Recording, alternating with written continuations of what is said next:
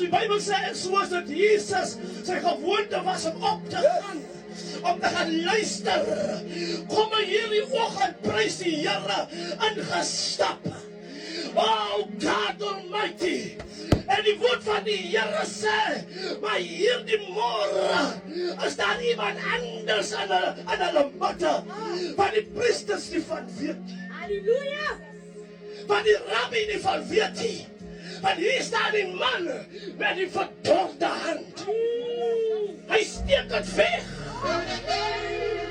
Somebody het 'n issue, halleluja, van die ding wat hy haal.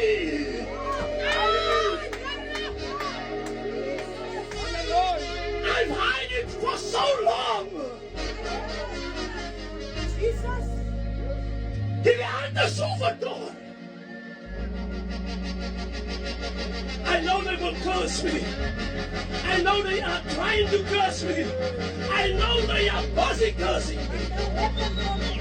Oh Lord. Halleluja! Nou wapen! Geen wapen! Die Bijbel sê nie, Edwin, hoe die man daar binne gekom het. Ja! Want as ons luister na die geskiedenis, geen mens wat halleluja siekte gehad het, was toegelaat in die gemeenskap. Volgens die Joodse geskiedenis. Die Bijbel sê nie hoe het die man met die verdorde hand in die huis van die Here sy verskyning gemaak.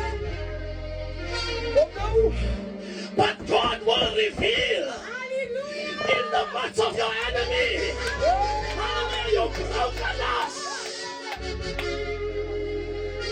God sal het openbaar. Jesus! Yes, Lord. Nou gebrokenis. Soos hy sê herstelling Ja! van gebreekte mure. Halleluja! Die lied sê, He lifted me up Wow! from the deep body clay.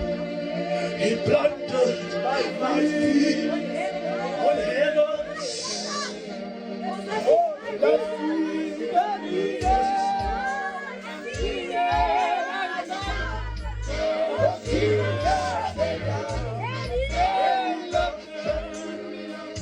Dat is mijn lied. I see my reason. I see my song. Yes, I see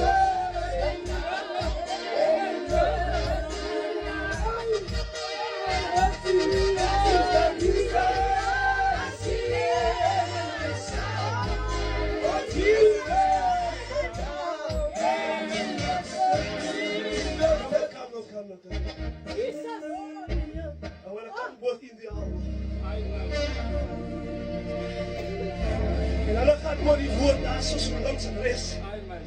Maar die Here weet die hy is die woord. Jesus is die woord. Die lewende woord. Hy wat nie oor die skrifrolle en alles wat hy sien. Maar hy is die woord. En ek draai na hierdie man toe. En die man die oggend sy hand verskyn. Hy wil toegelaat om my te haal. Die Bijbel sê nie hoe wat vader. Maar hy haal het uit vir lang tyd. En toe hy daar toe sien hy. As er een wat op alles niet kan maken. Amen! Weet je,